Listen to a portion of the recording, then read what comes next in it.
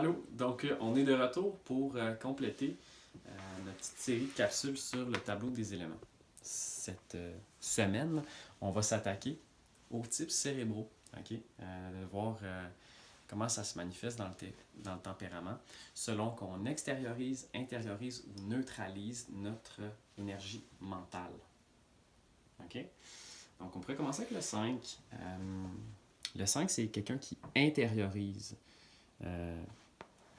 On va dire l'élément, c'est l'espace. C'est quelqu'un qui a un monde intérieur très vaste. C'est quelqu'un qui a tendance à vouloir être seul, vouloir être dans sa bulle, puis qui a une force perceptrice extrêmement puissante.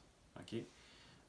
Fait que le 5, c'est pour ça qu'on utilise le hibou comme animal emblématique. Là. C'est quelqu'un qui a une vision qui voit à travers le noir. OK?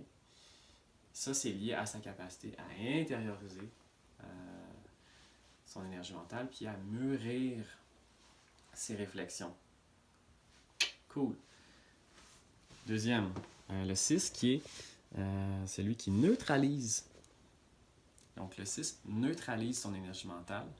Puis ça crée comme une espèce de paradoxe. Okay? Parce qu'il y a beaucoup d'énergie ici. C'est des gens qui accumulent beaucoup de connaissances, qui sont full intelligents. Mais quand c'est le temps de venir prendre une décision, ils vont comme se contredire eux-mêmes. Puis ils ont vraiment la difficulté à trancher. Fait que ce qu'ils vont faire, c'est qu'ils vont compenser. Okay? Puis c'est pour ça qu'on si on va voir le 6, là, c'est le seul type que son élément naturel, il n'est pas dans ses éléments. Parce qu'il neutralise. Puis ça fait en sorte qu'il compense avec la terre. OK? Fait que le 6, c'est un peu spécial. Puis le 7, c'est quelqu'un qui extériorise, dans le fond, son énergie mentale. C'est quelqu'un qui va être super enthousiaste, qui va prendre la place, qui est créatif. Fait que toute l'énergie mentale, elle est partagée. Elle remplit la pièce. Puis, fait que c'est des tempéraments qui sont très, très, très différents. OK? Puis on pourrait regarder ça, dans le fond, le 7, comment ça se manifeste, c'est que sa force, c'est le feu. Fait que son énergie mentale, elle est transférée à l'extérieur. Puis on dit souvent du 7 qu'il joue le rôle de la bougie d'allumage. Il va rentrer dans une pièce, puis il va créer de l'enthousiasme, de la joie.